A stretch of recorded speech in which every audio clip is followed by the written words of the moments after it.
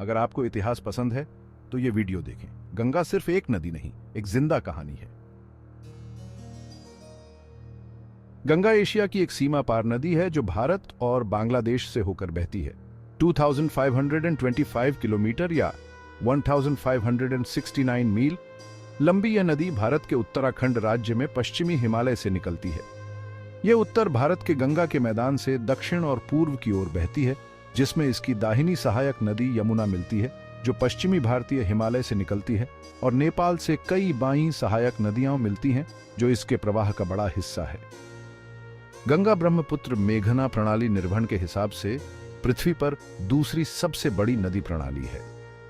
गंगा की मुख्य धारा देवप्रयाग शहर से शुरू होती है जो अलकनंदा के संगम पर है, जो अपनी अधिक लंबाई के कारण जल विज्ञान में स्रोत धारा है, और भागीरथी, जिसे हिंदू पौराणिक कथाओं में स्रोत धारा माना जाता है। गंगा उन करोड़ों लोगों के लिए जीवन रेखा है जो इसके बेसिन में रहते हैं और अपनी दैनिक जरूरतों के लिए इस पर निर्भर हैं। यह ऐतिहासिक दृष्टि से महत्वपूर्ण रही है क्योंकि पाटलिपुत्र, कन्नौज, सोनारगांव, ढाका, बिक्रमपुर, कारा, मुंगेर, काशी, पटना, हाजीपुर, कानपुर, दिल्ली, भागलपुर, मुर्शिदाबाद, बहरामपुर, कामपिल्य और कोलकाता जैसी कई पूर्व प्रांतीय या शाही राजधानियां इसके तट पर या इसकी सहायक नदियों और जुड़े हुए जलमार्गों पर स्थित हैं। गंगा हिंदुओं के लिए सबसे पवित्र नदी है। इसे हिंदू धर्म में देवी गंगा के रूप में पूजा जाता है। धार्मिक और सांस्कृतिक महत्व गंगा अपनी पूरी लंबाई में हिंदुओं के लिए एक पवित्र नदी है। इसके पूरे मार्ग में हिंदू इसके जल में स्नान करते हैं, अपने पूर्वजों और अपने देवताओं को श्रद्धांजलि देते हुए जल को अपने हाथों में लेकर उसे उठाकर और वापस नदी में गिरा देते हैं।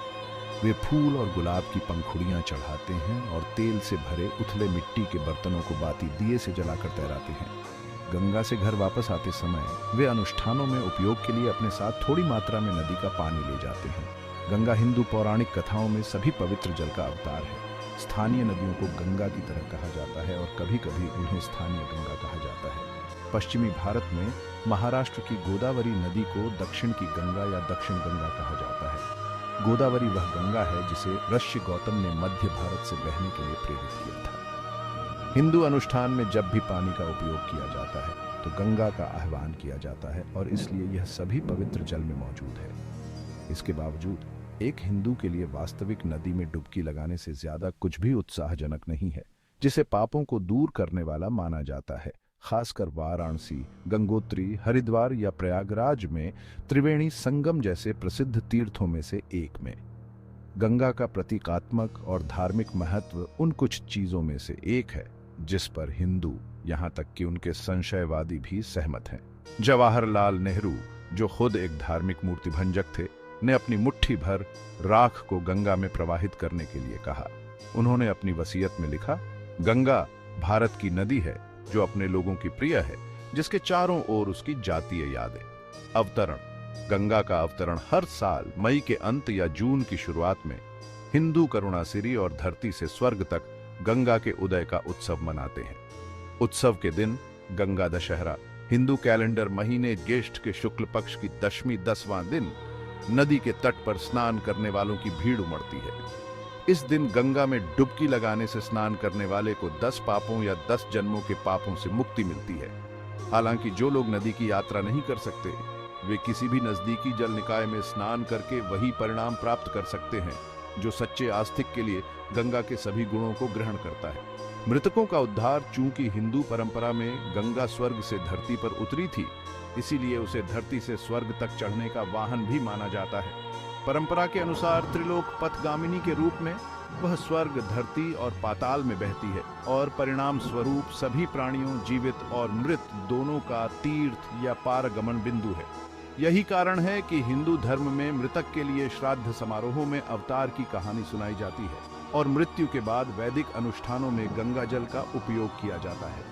गंगा को समर्पित सभी भजनों में कोई भी भजन उससे अधिक लोकप्रिय नहीं है जो उपासक की इच्छा को व्यक्त करता है कि वह उसके जल से घिरा हुआ अपना अंतिम सांस ले। शुद्ध करने वाली गंगा हिंदू गंगा के पानी को शुद्ध और पवित्र करने वाला मानते हैं।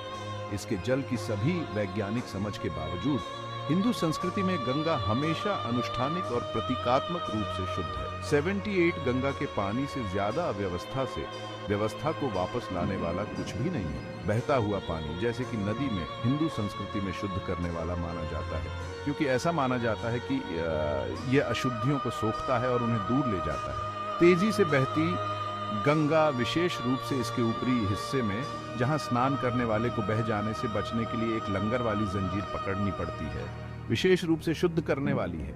हालांकि गंगा जो हटाती है वह जरूरी नहीं कि भौतिक गंदगी हो, बल्कि प्रतीकात्मक गंदगी हो। यह स्नान करने वाले के पापों को मिटा देती है, न केवल वर्तमान के बल्कि जीवन भर के। शास्त्रीय भारतीय प्रतीकात्मकता में गंगा प्राचीन भारतीय संस्कृति में गंगा नदी उर्वरता, इसके मुक्तिदायी जल और इसकी समृद्ध गाद से जुड़ी हुई थी, जो इसके किनारे रहने वाले सभी लोगों को पोषण प्रदान करती थी। भारतीय गर्मियों की चकाचौंध भरी गर्मी के प्रतिकार के रूप में गंगा जादुई गुणों से भरपूर हो गई और मानव रूप में पूजनीय हो गई। 5वीं शताब्दी ई तक गंगा के इर्द गिर्द एक विस्तृत पौराणिक कथा प्रचलित हो गई, जो अब अपने आप में एक देवी है और भारत की सभी नदियों का प्रतीक है। पूरे भारत में हिंदू मंदिरों में उनके प्रवेश द्वारों पर देवी की मूर्तियां और नक्काशी की गई थी, जो प्रतीकात्मक रूप से आने वाले भक्तों के पापों को धोती थी और अंदर के देवताओं की रक्षा करती थी।